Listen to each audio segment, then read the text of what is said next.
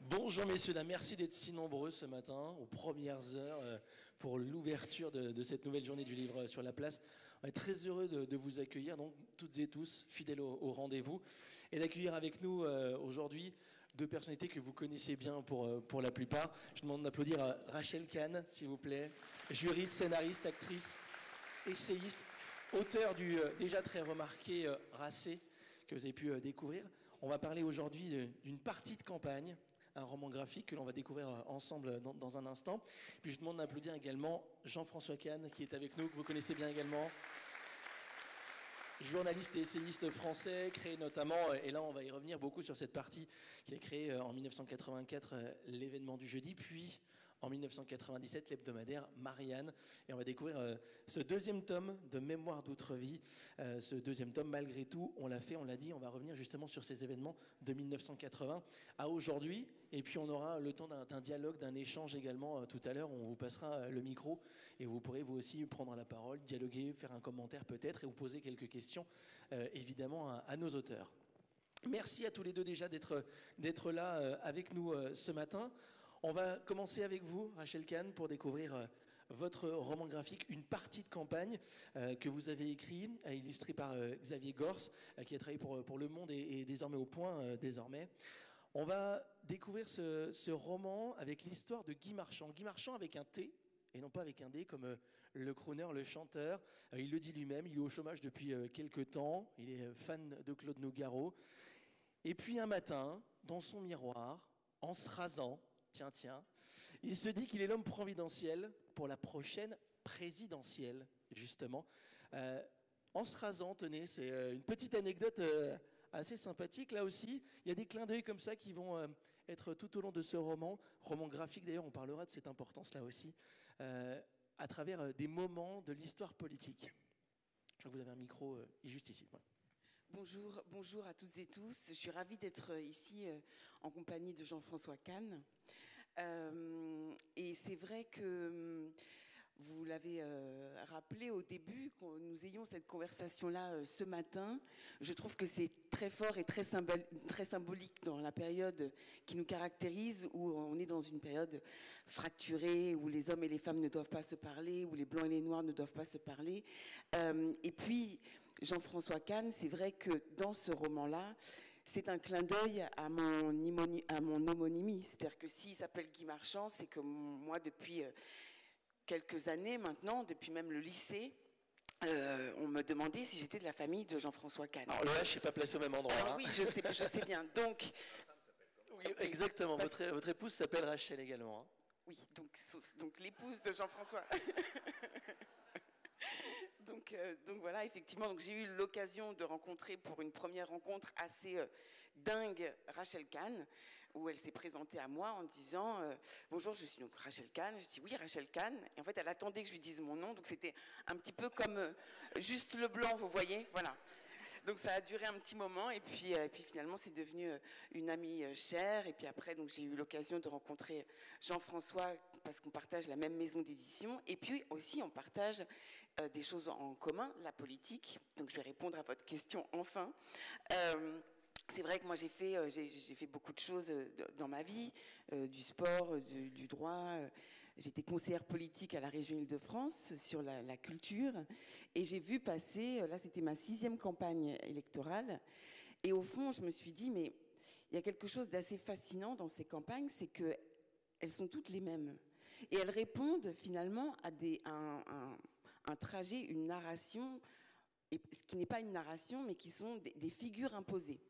Donc c'est vrai que j'avais envie, moi, de faire des clins d'œil à l'histoire politique, effectivement, en se rasant, etc., à ce que j'avais pu vivre de l'intérieur, où quels que soient les partis, quels que soient les courants, on a à chaque fois la recherche du QG, la recherche des slogans qui prennent un temps fou et de l'énergie pour en sortir. On va en parler justement, parce que ce slogan-là est justement très révélateur. Et j'avais envie de m'amuser pour quelque chose qui, au fond, qui est plutôt grave, comme Alain Chamfort, sourit puisque c'est grave, avec ce taux d'abstention et peut-être en sous-texte expliquer pourquoi on se détache aussi en tant que citoyen de la politique.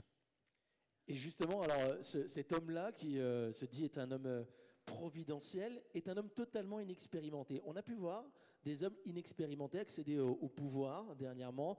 Alors on parle, et on le dit souvent, d'Emmanuel Macron, on peut le dire également de Donald Trump, de Zelensky en Ukraine. C'est un moment où les peuples finalement cherchent autre chose que le modèle de politicien de carrière. Oui, peut-être, oui, parce que, enfin, peut-être, mais c'est surtout ce que je voulais démontrer, c'est on a un syndrome aujourd'hui, alors c'est peut-être du fait de nos solitudes, mais c'est ce besoin d'exister, ce besoin d'être en lumière. Et pour certaines personnes, c'est vrai que le fondement peut-être de leur engagement, c'est-à-dire qu'est-ce que je vais faire de ma vie? Là, Guy Marchand, c'est un pauvre type en fait. C'est un pauvre type qui part en politique avec une équipe de bras cassés pour être au sommet de l'État.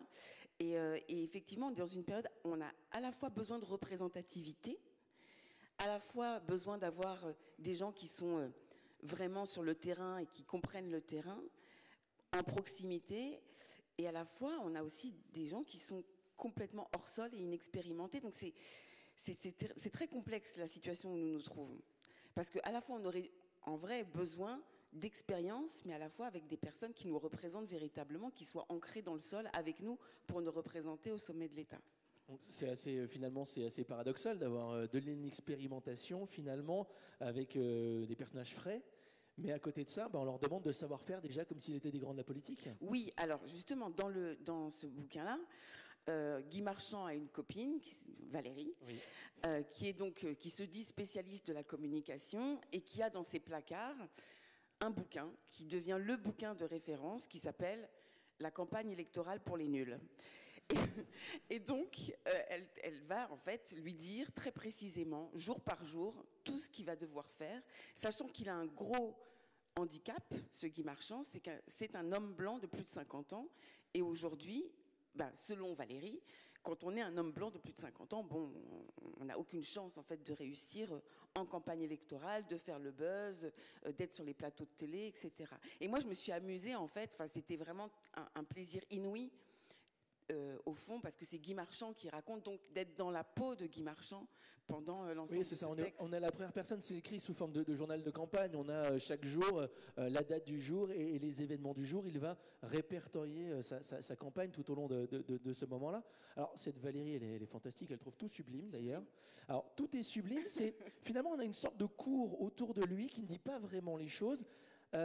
C'est quelque chose que vous avez pu observer justement autour des personnalités politiques, cette cour qui finalement, à force de dire c'est super, tu es génial, c'est super, met son candidat dans de mauvaises dispositions. Ah bah oui, et on a gardé ça en fait de la cour du roi, on l'a gardé très très fort. C'est vrai que lorsqu'il y a des personnages politiques au sein des cabinets, il y a des courtisans, des visiteurs du soir, etc. Et c'est au fond très dangereux de ne pas pouvoir dire les choses à la personne qui doit nous représenter, de ne pas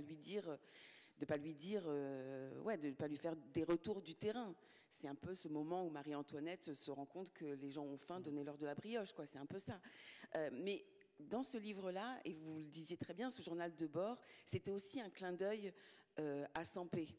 Parce qu'à la fois, il y a ce roman donc, graphique avec Xavier Gors, mais à la fois cette candeur de quelqu'un qui veut sauver son pays, en fait, malgré son expérimentation. Il part en campagne pour tenter de recoudre et de réparer la société. Voilà. Et donc, avec cette candeur qui, en politique, malheureusement, les gens ne sont peut-être plus assez candides, et on est face à des jeunes loups et des stratégies et qui ne sont pas forcément bonnes sur le long terme pour notre pays et pour l'Europe. Jean-François Kahn, vous avez suivi de nombreuses campagnes électorales. Vous avez, vous aussi, constaté ces équipes-là? Vous avez un micro juste à votre droite.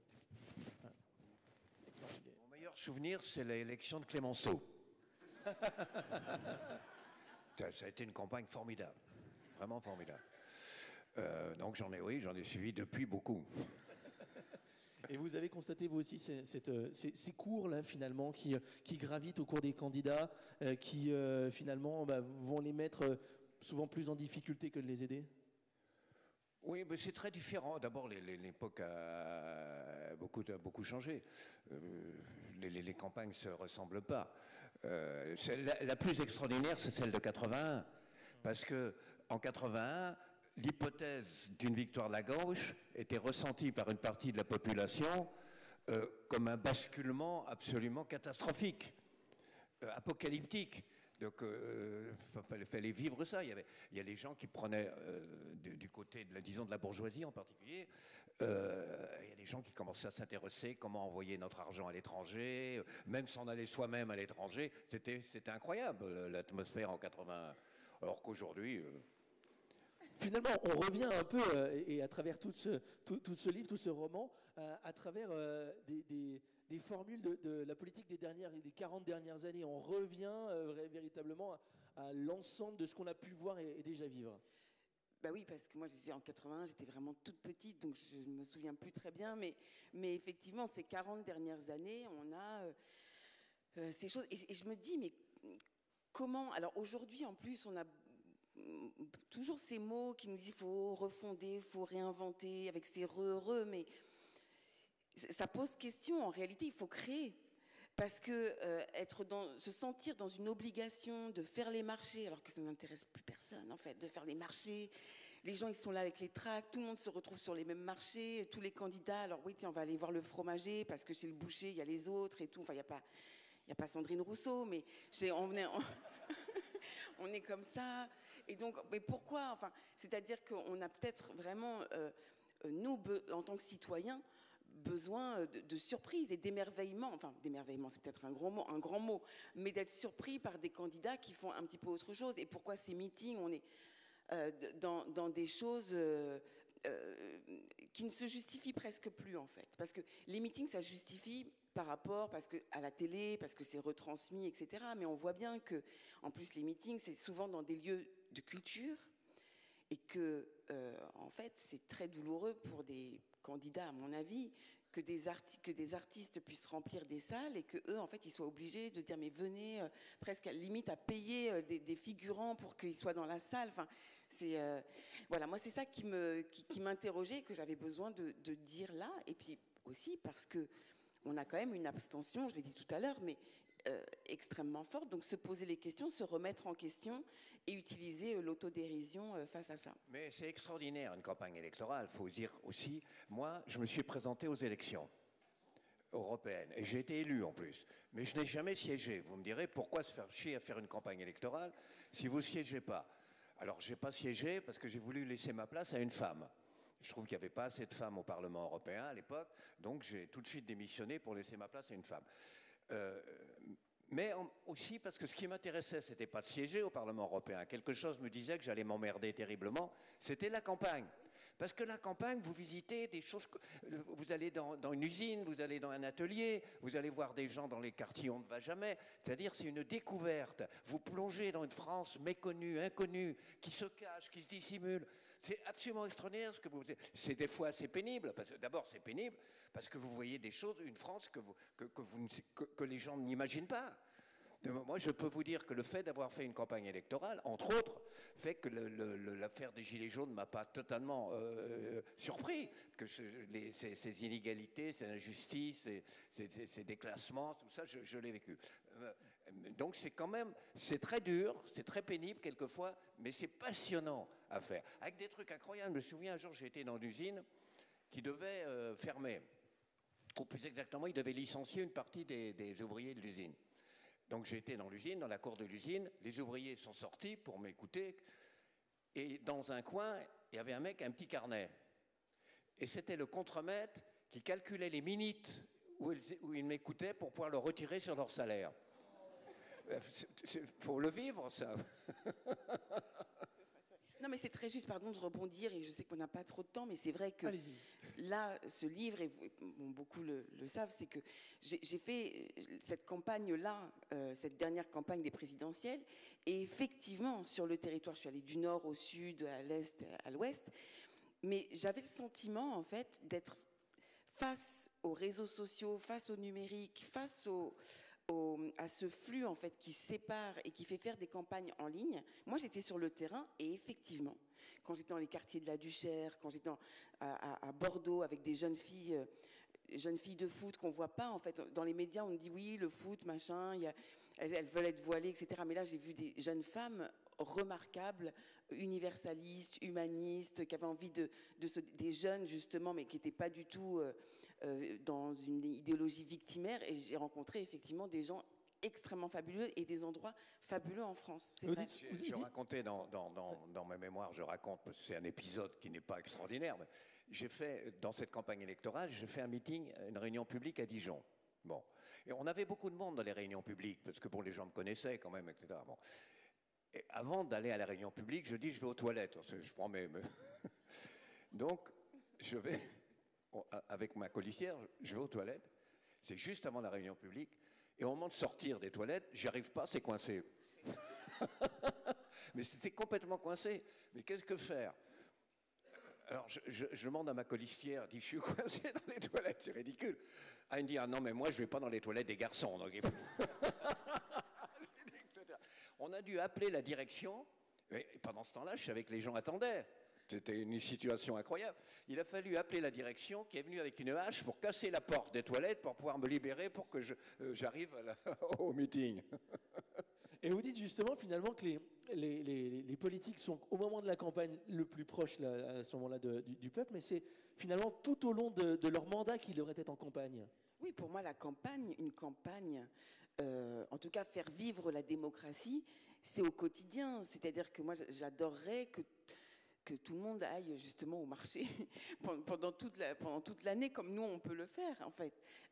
Alors, effectivement, les élus locaux le font, mais qu'il y ait des coups de projecteur comme ça, sur un moment extrêmement court, et ensuite presque un sentiment d'abandon une fois que l'élection est passée, je trouve ça très dommageable. Je trouve qu'on doit être de plus en plus en relation avec nos représentants et nos élus, et c'est vrai que j'adorerais que quelqu'un fasse un meeting comme ça pour rien.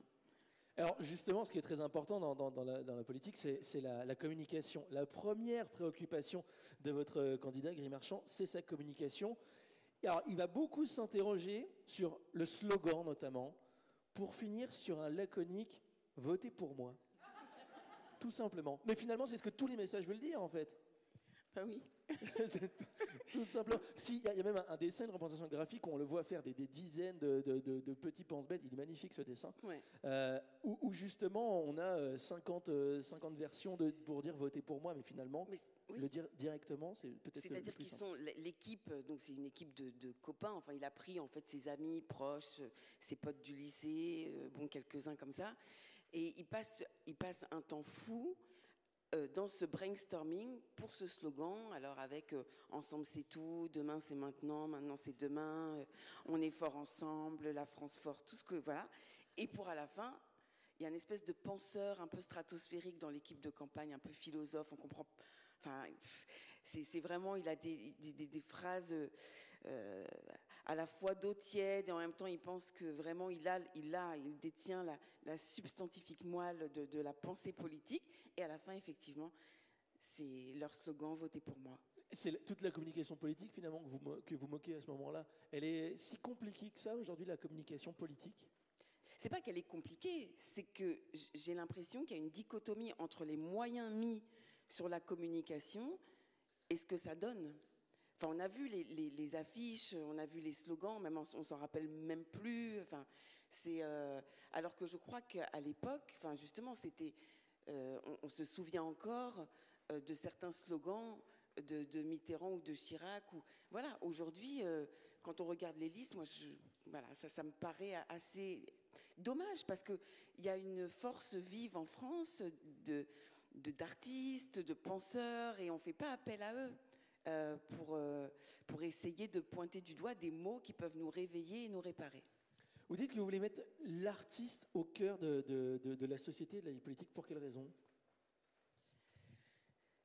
Je le répète souvent, mais ouais. C'est vrai que les artistes, et quand on prend dans l'histoire culturelle et artistique, ce qui a pu se passer, pour moi, les artistes sont les législateurs de l'ombre. C'est-à-dire que si l'artiste n'est pas là pour créer, eh bien les parlements, nos élus, nos députés n'auront rien à défendre, à mon avis. Aujourd'hui, le problème que l'on a, c'est que on fait croire que tout se vaut, toutes les musiques se valent, toutes les créations, entre guillemets, créations se valent. Et on a presque honte, on est dans une salle merveilleuse, On a presque honte de la beauté, de l'esthétique, et honte de ce temps long qui est la création d'une œuvre. Et on fait croire que les influenceurs qui sont sur les réseaux sociaux sont des artistes. Non. C'est-à-dire qu'on ne peut pas dire à nos jeunes et à nos moins jeunes d'ailleurs que tout se vaut. Un artiste, si on veut remettre le goût de l'effort et le goût de la création, aller sur des chemins de traverse et des chemins qui nous réparent et nous relient et sont vibratoires dans nos humanités, alors la place de l'artiste doit être au centre. Et dans une campagne, la problématique, c'est que les artistes sont demandés pour faire des comités de soutien. Donc en fait, pour moi, c'est précisément l'inverse. C'est-à-dire que les politiques et les autorités et les institutions doivent être en soutien permanent de ce qui est la sève de la création. La communication, on en parle beaucoup. On parle également beaucoup donc, de cette place des artistes. Vous parlez justement de la culture politique en France. Et finalement, on n'a pas une assez grande culture politique. Elle est assez peu présente dans la fiction, mis à part Baron Noir, finalement, la série de Canal+. On n'a quasiment aucune œuvre de fiction autour de la politique en France, ce qui n'est pas le cas dans les autres pays d'ailleurs. C'est vrai, et c'est étonnant d'ailleurs, hein. C'est très étonnant. Nous qui sommes normalement un pays démocratique, le pays de Molière, on devrait avoir aujourd'hui beaucoup plus de création, et de vraies créations, pas simplement faire des copier-coller de ce qui peut se passer dans les coulisses de l'Élysée ou de l'État, mais vraiment des créations. J'espère qu'on va s'y mettre, et notamment que les scénaristes vont pouvoir s'y mettre rapidement, parce que quand on regarde notamment ce qui se passe sur Netflix par rapport aux créations politiques, elles cartonnent. C'est un projet qui vous intéresserait justement, vous en tant que scénariste oui, bah oui, parce que c'est pour ça en fait qu'une partie. Voilà, l'important du graphisme également et des illustrations de Xavier Gors. Vous êtes parti tout de suite sur l'idée de l'accompagner de ses dessins, de ses illustrations.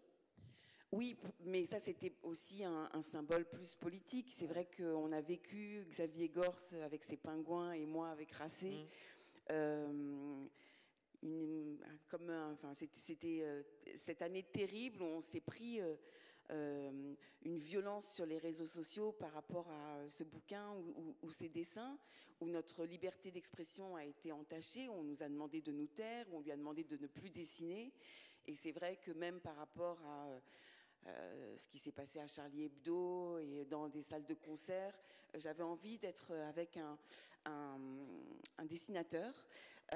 Et puis c'est vraiment un livre, et je remercie ma maison d'édition parce que c'est un livre qui est joli en fait, qui est vraiment un livre artistique. Où ils ont fait un merveilleux travail de mise en page avec une qualité de papier et oui. Voilà, c'est par exemple le slogan finalement quand ils recherchent ces slogans. Avec Josiane. Voilà. Exactement. Vous pouvez le retrouver. Ça s'appelle Une partie de campagne des éditions de l'Observatoire. Rachel Kahn, donc, qui vous présentait ce livre ce matin. On va continuer à dialoguer avec vous. Je vais me tourner juste vers Jean-François Kahn cette fois-ci pour revenir sur vos mémoires. Mémoires d'outre-vie. Le deuxième tome donc, de vos mémoires. Les premiers nous emmenaient grosso modo de la libération aux années Mitterrand. Vous passez par les grands événements internationaux comme la guerre du Vietnam, le putsch d'Alger ou encore le printemps de Prague. Cette fois-ci, on reprend aux années 80, des années qui pour vous vont commencer en trombe, puisque dès 1984, vous allez vous lancer dans la création de l'événement du jeudi.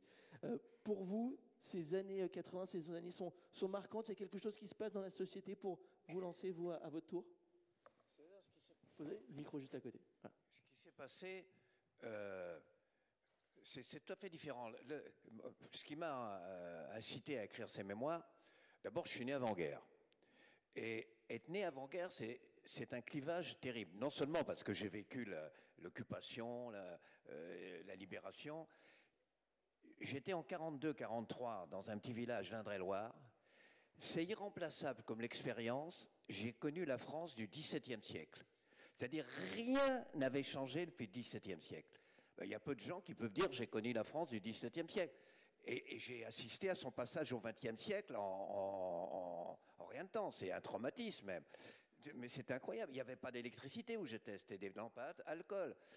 Il y avait, par exemple, aujourd'hui, il n'y a pas de bœufs. Ça n'existe plus, les bœufs. Vous avez vu des gens, quelquefois, des bœufs aujourd'hui? Mais à l'époque, il y avait plein de bœufs. Les charrettes étaient tirées par des bœufs avec les. Bon, imaginez, c'est une autre époque. Donc, non seulement j'ai vécu de cette époque, mais en plus, à partir de 1957, tous les événements, sauf un, qui ont, comment dirais-je, organisé, qui ont façonné notre monde d'aujourd'hui, je les ai tous vécus de l'intérieur. C'est-à-dire, j'étais à Pékin au moment de la révolution culturelle, j'ai couvert la guerre d'Algérie, j'ai couvert la guerre du Vietnam, j'ai couvert la guerre des 6 jours, j'étais au Chili au moment du coup d'État. Enfin, j'ai tout vécu de l'intérieur. Donc, l'idée, évidemment, c'est de parcourir le siècle. Pas forcément la grande histoire, il y a aussi quelquefois des trucs qui m'ont marqué profondément, c'est la petite histoire. Donc, j'ai voulu vraiment... en fait, je vais vous dire, je crois être le dernier mec vivant qui a vécu tout ça. Il y a des gens qui sont plus vieux que moi, par exemple, j'en parlais avec Edgar Morin. Edgar Morin a vécu plus de choses, parce qu'il est beaucoup plus vieux. Enfin, oui, il est plus vieux, il a 100 ans. Mais il n'a pas vécu... son métier faisait qu'il était dans le milieu universitaire, par exemple. Donc, le hasard pur fait que j'ai vécu tout ça. Donc, j'ai voulu le raconter. En ce qui concerne le deuxième tome, c'est une autre expérience qui me rappelle une expérience que j'ai eue.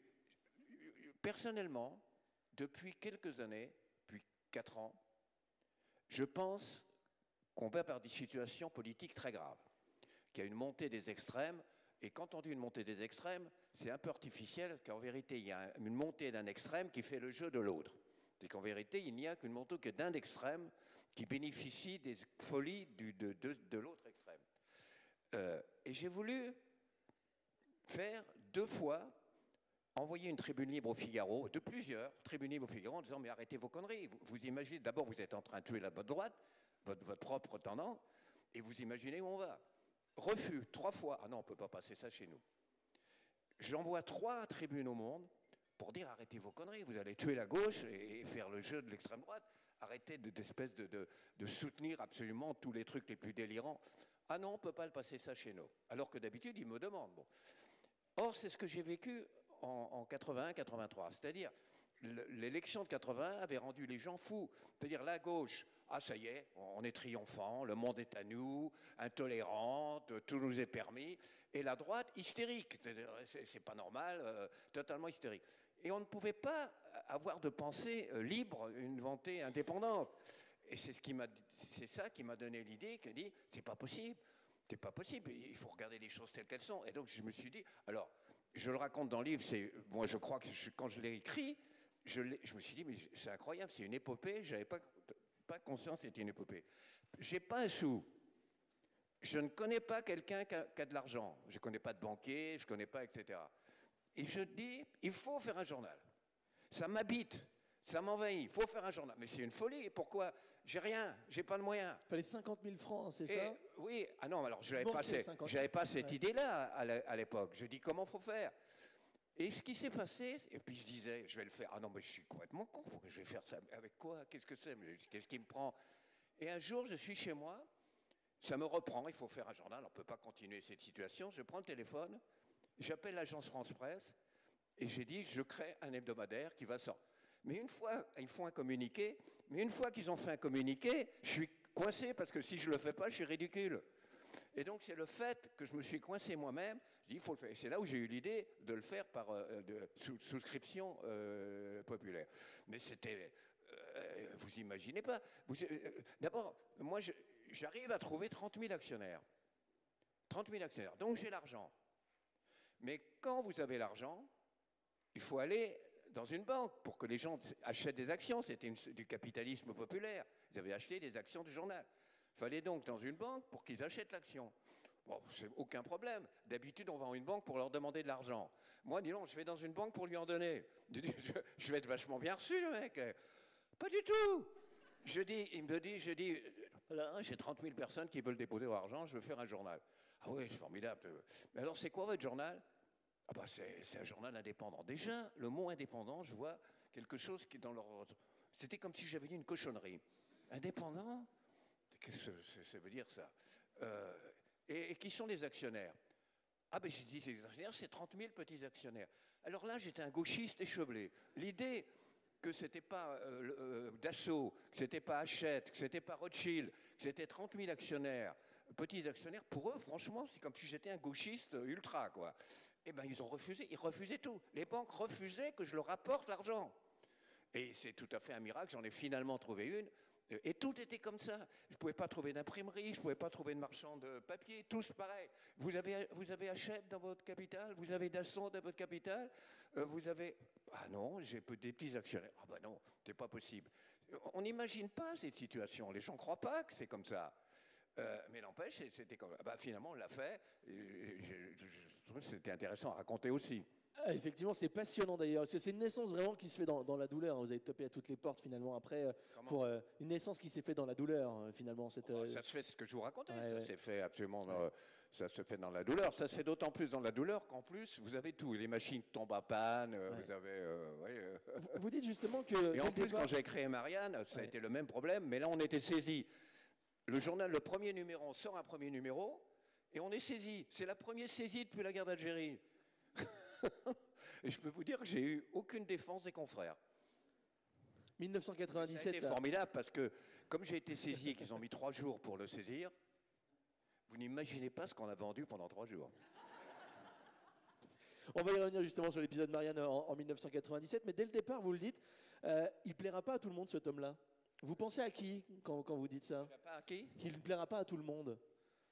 Ah non, c'est le deuxième volume. Oui, oui. Le premier volume, par exemple, a très bien marché parce que je raconte le Vietnam. Le deuxième, je n'y plairai pas à tout le monde pour une raison tout con. Si vous vous trompez, si vous commettez des erreurs, personne ne vous en veut. D'ailleurs, c'est bien ça. Il m'est arrivé de commettre des erreurs. Personne ne vous en veut.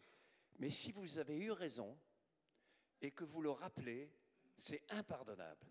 Or, il se trouve, tout le monde peut en juger, que dans les combats qu'on a menés, on a souvent eu raison. Et donc je le dis qu'on a souvent eu raison. Mais je sais qu'à partir du moment où je dis... Parce que si j'ai eu raison contre d'autres. Et les autres, c'est souvent dans d'autres journaux. C'est impardonnable. Et je savais que le fait que je raconte un certain nombre d'événements où on a pris une position et qu'on avait raison, ferait que c'est absolument... Ce qui fait que j'ai recherché chaque fois que j'ai eu tort, et j'ai insisté, j'ai mis des pages entières à chaque fois que j'ai eu tort pour essayer de rééquilibrer. C'est aussi et surtout une envie finalement et un prétexte de raconter le monde tel que vous l'avez vu, vous l'avez vécu, vous l'avez ressenti. Finalement, des mémoires, c'est par définition votre sentiment, c'est pas fait pour être objectif. Oui, oh bah c'est une subjectivité. C'est-à-dire, c'est pas une autobiographie en ce sens où je raconte pas ma vie. Ma femme, par exemple, qui n'est pas elle, contrairement à, je l'incite, ma femme, par exemple, elle me dit, mais tu parles pas assez de nous, notre mariage, comment c'est connu? Mais j'ai dit, ça intéresse qui? Vraiment, là, bon. Et puis en plus, il y a la grande histoire. Il se trouve que j'ai rencontré Che Guevara, j'ai rencontré Fidel Castro, j'ai rencontré Schoenla, j'ai rencontré De Gaulle, j'ai rencontré... voilà, tout. J'ai eu des discussions avec Albert Camus, avec Malraux. Donc on peut dire... Bon, mais quelquefois, il y a une petite histoire de rien du tout qui est encore plus extraordinaire et qui vous frappe. Voilà, moi je peux vous en raconter une si vous voulez. Bah, allez-y, justement, qu'on en profite. Parlez de celle au club, cette rencontre. D'abord, il y a un truc, si on a le temps, je vous raconterai après, mais qui est mon dernier dîner avec mon dernier déjeuner avec Jacques Chirac. C'était gratiné. Mais non, mais par exemple, un jour j'étais avec mon épouse d'ailleurs, parce que c'est très important d'avoir un témoin. Quand des choses incroyables se passent, si on n'a pas de témoin, il y a toujours un risque. On dit, mais quelle est la preuve? Donc, que parmi les choses que je raconte dans le premier volume, il y a des trucs tellement fous, tellement tragiques, que si j'ai pas un témoin, les gens disent, bah, ils déconnent. Bon. Et là, j'étais au Club Méditerranée, ça n'a rien d'extraordinaire. Et alors, on était au Club Méditerranée, vous avez été au Club Méditerranée, certains d'entre vous, non? Enfin, on paye avec des petits machins, bon. Et alors, on était au bar, on buvait un café, etc., avant le déjeuner. Là, il y avait un couple... américain qui était là, mais le mari était en train de faire une dernière brasse, c'est du genre costaud, poilu, donc il sort de l'eau, dégoulinant, le cri de Tarzan, etc., et paf, il tombe.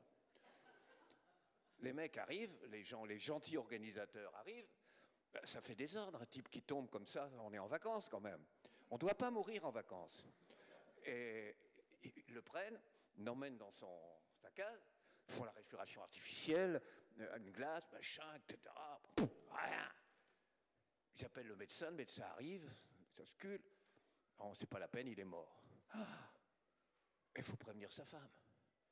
Et donc, ils sont 4, ils vont au bar pour prévenir sa femme, et quand on va apprendre à quelqu'un une mauvaise nouvelle, on marche lentement. Je ne sais pas si vous avez remarqué, je ne sais pas pourquoi. La mauvaise nouvelle est toujours une mauvaise nouvelle, mais on marche lentement. Donc ils arrivent, madame, soyez courageuse, on a quelque chose à vous dire. Quoi, votre mari, quoi? Il lui est arrivé quelque chose, quoi? Il est mort. Nous, on est là, on est glacés, on écoute. Et tout à coup, la femme, champagne pour tout le monde. Ah, enfin, ce salaud, après ce qu'il m'a fait subir, cette crapule, que c'est formidable, etc. Pendant ce temps-là, il y avait un mec qui était resté dans la case, et il continuait à lui faire la respiration artificielle. Et alors, à un moment, il entend crac, c'est-à-dire il lui brise 2 côtes.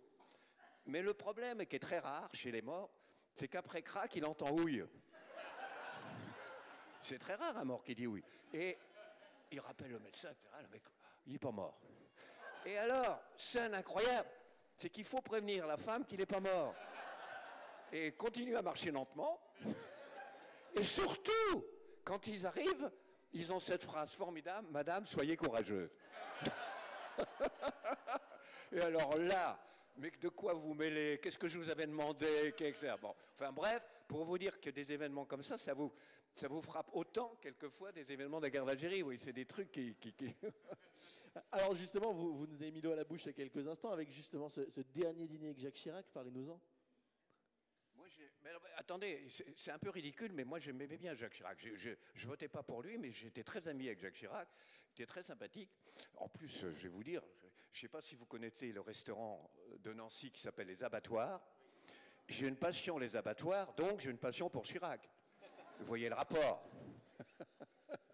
Et donc, mais là, il était déjà amoindri, toi, il était malade. Et donc, je l'invite à déjeuner. Et impossible, il disait rien. Son masque disait qu'il disait quelque chose, mais rien. Mais on voyait bien ce qu'il pensait. Par exemple, je peux vous dire, quand on parlait de Sarkozy, son masque disait tout ce qu'il pensait de Sarkozy. Mais il ne disait rien. C'était un peu difficile. À un moment, il a montré qu'il allait dire quelque chose de considérable. On parlait de géopolitique. Il y avait une jeune fille qui l'accompagnait quand même. Et il dit, il faut bien comprendre que la Chine est un très grand pays. Et il savoure la profondeur de ce qu'il venait dire. Donc on s'extasie. Mais il disait toujours rien, après, à part cette phrase. Et la jeune fille qui était avec lui, il dit, Monsieur le Président, est-ce que vous avez vu sur les vidéos de l'épouse de Sarkozy, de Carla Bruni, oui. À moitié nue? Et lui dit, alors écoutez, je ne savais pas que ça existait, mais à partir du moment où on a parlé de cul, il a retrouvé tous ses moyens. Tout à coup, les mots lui venaient, les phrases, mais attends, je ne savais même pas que c'était possible. Tout, etc. Et alors, on entretient un peu sur ce sujet. Et qu'on lui dit, vous savez, Carla Bruni, vous savez qu'elle était avec Fabius, puis chez Fabius, elle a connu Antoven, elle était avec Antoven, puis après, elle a connu le fils d'Antoven avec le fils d'Antoven. Et comme un enfant, au bout d'un quart d'heure, il nous dit, dites-moi, l'histoire de Carla Bruni, là, avec Fabius, vous pouvez pas me la raconter de nouveau? Vous avez compris le ton dans lequel vous allez pouvoir lire ces mémoires et découvrir effectivement ces 40 dernières années. Vous dites être sidéré d'avoir vécu tout cela. Vous l'êtes toujours autant après l'avoir raconté, posé sur dans papier? Le premier volume. Oui. Ce que je ne savais, ce que je vous ai dit que j'ai vécu tous les événements, en vérité, je n'en étais pas conscient du tout. C'est parce que c'est en repassant le film que j'ai dit, mais j'ai tout vécu. C'est ça qui m'a sidéré. On parle de tout un tas de choses, de presse, de philosophie, de sciences, de poésie, de chansons, de gastronomie. Vous avez, et bien d'autres d'ailleurs, vous avez une appétence pour à peu près tout ce qui est de la curiosité finalement? Non, mais parce que alors, il y a une chose qui a beaucoup compté dans ma vie, qui compte toujours dans ma vie, c'est la musique et la chanson. J'ai fait des émissions sur la chanson. Et donc, j'ai voulu un peu... parler un peu pourquoi ce rapport à la chanson, pourquoi j'attache beaucoup de rapport à la chanson. D'ailleurs, moi, je vous ai dit que j'ai connu beaucoup de personnalités, mais il y en a que je n'ai pas connues aussi. Et mon grand regret, il y a 2 personnes que je n'ai pas connues, que j'aurais bien aimé. La première, ça aurait été, c'est Churchill, mais là, c'est pas évident. La deuxième, j'aurais pu, c'est Dalida. Vous me direz pourquoi, mais j'avais absolument envie de connaître Dalida. Bien, chercher les Dalida, c'est pas pareil, mais là, j'aurais pu l'appeler. Mais en fait, contrairement à ce que vous pouvez croire, je suis très timide. Et donc, j'ai pas osé appeler Dalida, etc. Donc, c'est mon grand regret. C'est d'autant plus con que j'avais une autre personne que je voulais connaître, comme ça, qui est celle qui a fait Sissi, Romy Schneider. Sa beauté, son intelligence, je voulais vraiment la connaître. Un jour, je suis dans un restaurant, toujours avec ma femme et des amis, et il y avait Romy Schneider au bout. Et je dis à mes amis, qu'est-ce que j'adore cette femme, j'aime beaucoup cette femme, qu'est-ce que j'aimerais la connaître. Ils disent, mais va lui dire. Ah non, ça, j'ose pas, j'ose pas. Et à un moment, elle se lève, moi je crois qu'elle allait aller aux toilettes, justement. Et elle va vers nous, et elle me dit, monsieur, je n'osais pas vous le dire, mais ça fait tellement longtemps que j'avais envie de vous connaître. Et ça, c'était un grand moment pour moi. Des grands moments à découvrir dans Mémoire d'Outre-Vie, Jean-François Kahn, le tome 2, malgré tout on l'a fait, on l'a dit aux éditions de l'Observatoire. Vous pourrez retrouver, après on va dans un instant procéder aux quelques échanges, juste pour faire le lien finalement entre vous deux, il y a tout un tas de choses qui vous lient, on a parlé de la passion des artistes, la passion de la politique, il y a aussi la lutte contre les fake news, vous luttez justement Rachel contre les fake news au sein de la commission Bronner. Jean-François, vous êtes journaliste, par définition, vous avez tout au long de votre vie lutté contre les fake news, les nouvelles fausses. C'est le mal de notre époque aujourd'hui, dans la communication politique, c'est souvent repris. C'est pas simplement ça. Moi, je suis ravie, par l'oralité de partager le nom de Kahn. Parce que on aurait pu avoir le même nom et se détester. Et ça, c'est terrible. Enfin, je veux dire, ça aurait été affreux pour moi. Mais là, c'est vrai qu'on partage. Enfin, vous avez les yeux toujours d'un enfant, vous avez cet humour, vous avez cette liberté de ton, cette envie aussi de relation avec les gens, de raconter ses histoires. Et puis cet humour, c'est-à-dire le fait aujourd'hui. Le mal de notre société, il entache évidemment la démocratie, le fait qu'on ait ces deux extrêmes et que moi je me retrouve aussi, alors on n'a pas le même parcours, mais à un endroit il se ressemble beaucoup avec, j'ai traversé tous ces champs, sportifs, juristes, politiques, artistes, tout, et on ressent cette crispation en fait, cette crispation de haine et de gens qui veulent vous faire taire.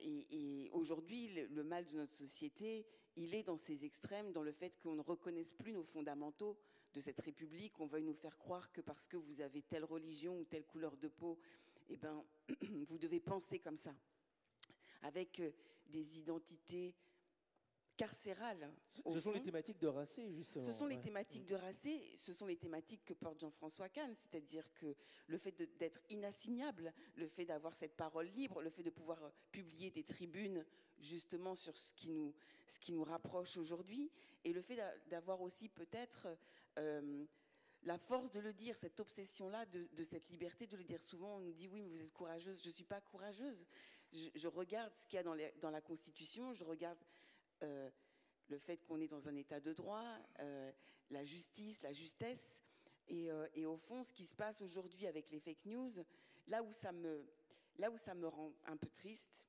c'est que parce qu'on lit de moins en moins, parce qu'on va de moins en moins au théâtre, parce qu'on va de moins en moins au cinéma, parce qu'on est moins attentif à la création, alors notre imaginaire a besoin de se créer des histoires, mais qui sont dangereuses. Et en fait, si on allait plus au cinéma, si on lisait plus, en fait, on a de la tragédie, de la haine, on a des couteaux dans le dos, on a tout dans la littérature ou dans le cinéma. Et malheureusement, les gens veulent se créer des histoires, on a vu là ces derniers temps, effectivement, qui ont provoqué des drames simplement par la manipulation de l'information. C'est un phénomène assez récent, vous avez pu le constater durant votre carrière, de fausses informations qui circulaient. Il n'y avait pas les moyens, les réseaux sociaux avant pour les faire passer aussi facilement, mais est-ce que vous avez constaté ça avant ? Les réseaux sociaux, évidemment, ça apporte quelque chose.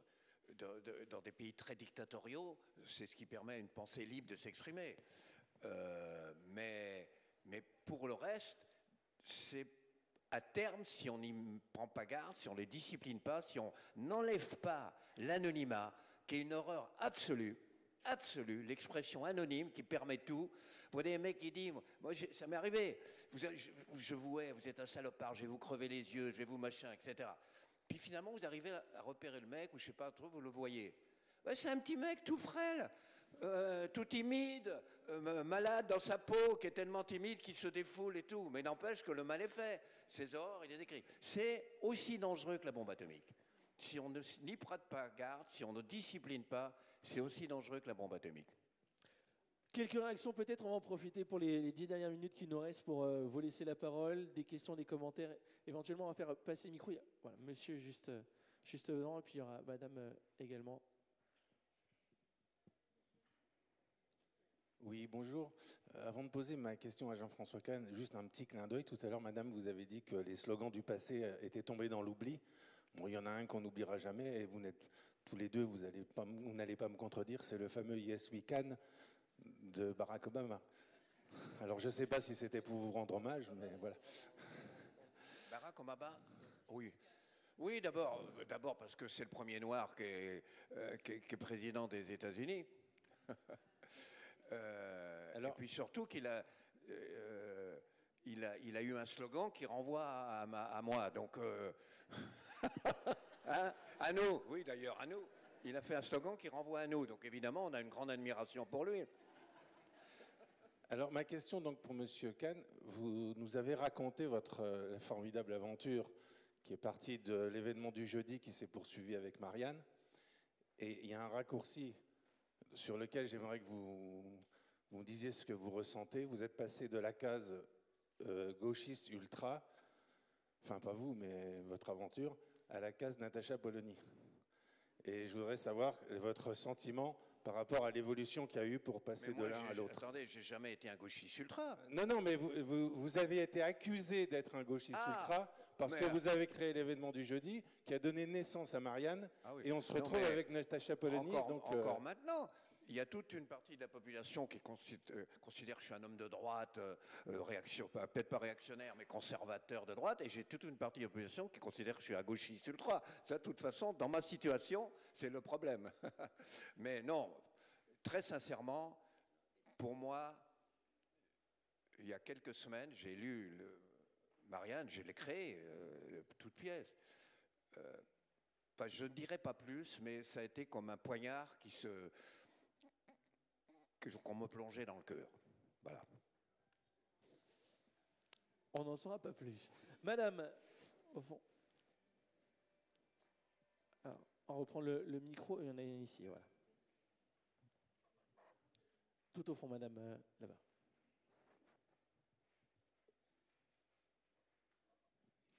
J'ai une question à poser à Rachel Kahn. Alors, bien proche du micro, s'il vous plaît. Merci. J'ai une question à Rachel Kahn. Vous avez dit au début que les gens étaient de plus en plus éloignés de la politique. Moi aussi, j'ai le sentiment que les gens ne se sentent plus représentés.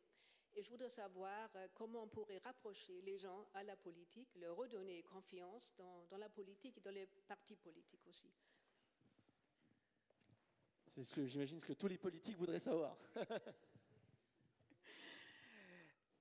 La confiance dans la politique, déjà, c'est, à mon sens, peut-être nous-mêmes, en tant que citoyens et citoyennes soi-disant éclairés, savoir ce que nous voulons. Parce que est-ce qu'avec ce flot d'informations, de réseaux sociaux, d'images, est-ce que nous-mêmes nous avons, et vous posez la question, est-ce que nous savons ce que nous voulons? Un petit peu, mais pas tout à fait. On n'a pas une idée précise. Et moi, lorsque j'ai écrit Racé, je me suis dit, mais en fait, qu'est-ce que je pense véritablement des sujets sur l'égalité, la discrimination, de mon mélange, etc. Il a fallu un temps pour me poser, pour savoir véritablement ce que je pensais. Et effectivement, je pense que... Alors, malheureusement, aujourd'hui, on a toutes ces concertations, toutes ces espèces d'enceintes qui donnent peut-être... qui accouchent parfois d'une souris, et je pense que c'est ça le problème, c'est qu'on a le sentiment que lorsqu'on fait des débats, des réunions publiques, à la fin, ça ne se concrétise pas. Et le souci, il est là. À mon avis, la politique aujourd'hui, elle doit être évidemment gérée sur un plan mondial, européen, mais surtout dans nos bassins de vie. Et je pense que c'est à nous peut-être de mettre la main à la pâte et de faire remonter, mais puissamment, nos doléances avec des politiques qui soient... On manque éperdument de figures, on manque de désir, et on manque de cette humanité-là, de ces grandes figures désirables, à mon sens. Hein. Après, vous partagerez peut-être pas tous, mais c'est vrai que quelqu'un qui nous représente, c'est pas forcément quelqu'un qui est le clone de nous-mêmes. C'est très triste. Moi, j'étais très triste à l'Assemblée nationale qu'on dise oui, il y a une personne qui est femme de ménage et en gros qui va représenter les femmes de ménage. Nos députés doivent représenter tout le monde. Et c'est là, à mon avis, qu'on a beaucoup de travail et notamment beaucoup de messages à leur faire passer. Ensuite, c'est pas entièrement de leur faute aussi. C'est que les politiques ne sont plus du tout respectés. C'est que l'autorité politique n'est plus du tout respectée. Et très sincèrement, moi, on m'a proposé des choses, mais si c'est pour me faire attaquer toute la journée sur les réseaux sociaux, si c'est pour me faire lyncher, si c'est pour me faire entarter ou me faire enfermer dans les toilettes, on a le sentiment que les gens qui devraient s'engager en politique aussi n'y vont pas parce que cette vie-là est presque un enfer. Ce que je pose comme question dans une partie de campagne, c'est est-ce qu'aujourd'hui, être en politique rend heureux ? J'en suis pas tout à fait sûre. Vous voulez dire qu'il faut être courageux pour être homme et femme politique aujourd'hui ? Ah bah oui, il faut être courageux et puis il faut être... faut surtout, je crois que les gens ne se rendent pas compte à quel point, dans cette gestion des crises qui sont multiples et interdépendantes, économiques, environnementales, l'Ukraine, tout, à quel point il faut être pointu et compétent. Une question encore, on va en prendre... J'ajoute une chose, oui. Un des problèmes aujourd'hui, avec les réseaux sociaux, ça rejoint ce que vous dites, c'est comment garder un dialogue musclé, où on s'investit, qui dit les choses, mais sans la haine. Cette espèce de haine qui déborde, absolument terrible. Je trouve aujourd'hui Ségolène Royal, par exemple, Ségolène Royal, n'importe quoi. Je disais au fond, si toutes les andouilles portaient des clochettes, il n'y a pas que les fêtes qui seraient carabinées. Non, quelquefois, franchement, elle est semi-conne comme une semi-baloyette. Mais il y a un grand moment où, pour moi, c'est quand elle a dit « n'aimez pas les uns les autres, aimez-vous les uns les autres ». La gauche a trouvé ça scandaleux, c'est une honte. Moi, j'ai trouvé formidable, c'est le seul moment où j'ai vraiment une grande... Je dis, mais c'est bien, quelqu'un qui ose dire dans un meeting politique, aimez-vous les uns les autres. Ben, j'aimerais bien qu'on puisse dire ça de temps en temps. Enfin, et si on ne s'aime pas, parce qu'on n'est pas obligé de s'aimer non plus, mais pas cette haine absolument terrible. Le problème par rapport à ça, c'est que aimez-vous les uns les autres, on voit sur les réseaux sociaux, et c'est d'un point de vue neurologique, c'est compliqué, lorsqu'on doit mettre plus le message est haineux, plus les bulles algorithmiques les font monter, et en fait, plus on met des cœurs. C'est-à-dire qu'on met des cœurs sur la haine. Et c'est ce que nous impulsent les réseaux sociaux. C'est vrai. Il y a un exemple qui est assez marquant, et il y a dernièrement un reportage sur le débat de 1994 entre Chirac et Jospin qui a été très policé finalement, qui pour beaucoup d'observateurs est considéré comme un des plus soporifiques et qui a le moins capté le public. D'ailleurs, c'est peut-être pour ça qu'il y a eu, l'abstention a commencé à grossir. Est-ce que vous voulez...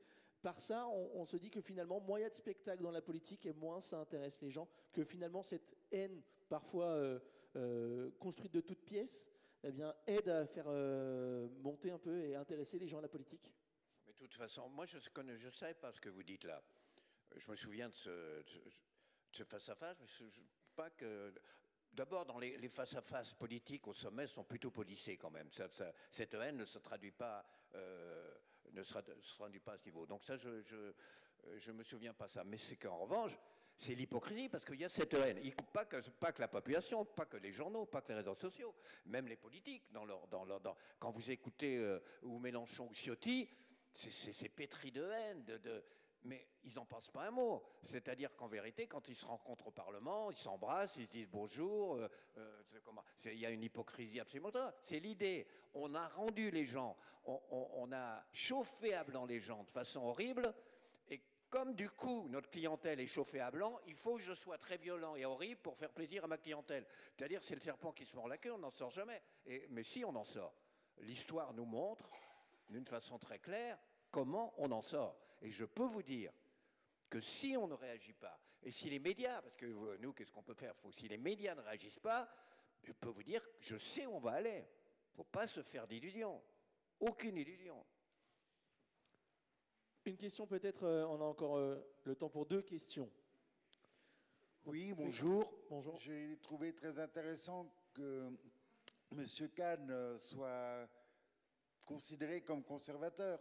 Encore faudrait-il que les gens qui le traitent de conservateur s'interrogent, conservateur de quoi? Parce qu'on peut faire une différenciation entre le conservateur de valeurs, ce que je pense que M. Kahn est, et on peut être conservateur pour être conservateur de valeurs, il faut être progressiste de structure. Et je pense que c'est Madame Kahn qui est progressiste de structure, ou qui l'a le plus fait sentir dans ce qu'elle nous a raconté. Et dans son appel à l'imaginaire, aux arts, à la poésie. Une réaction peut-être? Il est juste en face. Non, c'est très juste. Moi, je pense que peut-être, même c'est sûr, en fait, je suis conservatrice de valeurs. En tout cas, c'est vrai que les valeurs, moi, qui nous ont fait grandir, et on n'a pas parlé de racé, mais de mon mélange entre la Shoah du côté de ma mère, la Gambie, et moi aussi, j'ai un père qui est né, lui au XIVe siècle, qui est arrivé ici jusqu'au XXe siècle, sans eau, sans électricité, sans rien. Et en fait, ce couple-là, qui est une figure, parce que mes parents sont encore vivants, et j'ai la chance de les avoir, et ils sont ensemble, et ils s'aiment. Et c'est ces valeurs-là, en fait, qui, moi, m'ont permis de naître. Je n'aurais pas pu naître ailleurs qu'en France, je le répète souvent, mais c'est ces fondamentaux-là, et conjugués avec, cette origine que nous avons tous, et que mon père ne cesse de me le répéter. En tant qu'être humain, nous avons une origine, et français, c'est la bibliothèque. Et cette bibliothèque-là, à nous de continuer d'écrire ces récits, et donc de progresser sur ces chemins qui relient nos humanités. On oppose souvent conservateur et progressiste. C'est que je suis conservateur, je suis réactionnaire, mais je ne suis pas que ça. C'est-à-dire conservateur pour... Attendez, il y a plein de choses, j'ai envie de conserver, je suis prêt à me battre pour conserver. Il y a des choses, je pense qu'il faudrait revenir à ce que j'ai connu. Il y a une idée de la République, par exemple, qu'on est en train de brader, et je voudrais y revenir dans l'enseignement, et je suis réactionnaire. Mais en même temps, c'est vrai aussi que je peux paraître pour gauchiste. Quand je vois, vous avez des gens, en France, c'est une petite minorité, et contrairement à ce que disent l'extrême gauche souvent, on pourrait les imposer, ça ne changerait rien au budget de l'État. Mais en revanche, il faut les imposer. Moi, je suis, comme aux États-Unis sur Roosevelt, pour que les gens qui gagnent, attendez bien quand même, 2 millions d'euros, plus de 2 millions d'euros par an, parce que moi, je pense qu'au-delà des 2 millions, l'impôt doit être à 80%. Je suis absolument à ça, au-delà de 2 millions par an. Si je dis ça, je suis un gauchiste. D'accord, je suis un gauchiste, et à côté je suis conservateur, et à côté, je pense, voilà, je vais vous dire quelque chose de pire. Je vais vous choquer certaines personnes ici, mais je suis plutôt favorable au vote des émigrés aux élections municipales. Des émigrés intégrés qui sont là depuis 6 ans ou 7 ans, parce que c'est un élément d'intégration très fort, que vous l'avez connu dans des municipalités, c'est eux qui animent les associations, ils animent la vie culturelle, ils animent, et tout à coup ils ne votent pas, si on veut les intégrer. Et puis j'ajoute une chose, que si on ne les intègre pas, il faut qu'ils deviennent français, et du coup ils vont voter au présidentiel et aux législatives, donc c'est con. Si vous ne voulez pas qu'ils votent aux législatives, au présidentiel, il faut qu'ils votent aux municipales. Mais en même temps, comme dit l'autre, je suis pour une politique beaucoup plus restrictive sur le plan de l'immigration. Si on continue à ouvrir, à enfler ces territoires de non-droit, parce que c'est une population majoritairement étrangère, c'est de la folie. On peut être les deux. Malheureusement, non. Les médias étant ce qu'ils sont, ou il faut être d'un côté ou de l'autre. Mais c'est absurde. Vous débouchez forcément sur des conneries si vous êtes emprisonné dans cette bipolarité-là. On va en terminer là-dessus. Merci infiniment. Rachel Kahn, une partie de campagne aux éditions de l'Observatoire. Merci également Jean-François Kahn, Mémoire d'Outre-Vie, le tome 2 également aux éditions de l'Observatoire. Merci à tous les deux pour cet échange et merci d'avoir été si nombreux. Bon livre sur la place.